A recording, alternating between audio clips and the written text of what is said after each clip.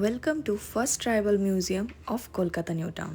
যেখানে ঢুকলেই তোমরা দেখতে পাবে চারদিকটা খুব সুন্দর করে সাজানো, যেখানে ট্রাইবাল কালচারদের জীবনযাপন খুবই ভালোভাবে তুলে ধরা হয়েছে। তাদের মিউজিক্যাল ইনস্ট্রুমেন্ট, কিছু ফেস মাস্ক, ট্রাইবাল কালচারদের আর্ট অ্যান্ড ক্রাফট, স্কাল্পচার্স আর সুন্দর সুন্দর পেন্টিংস।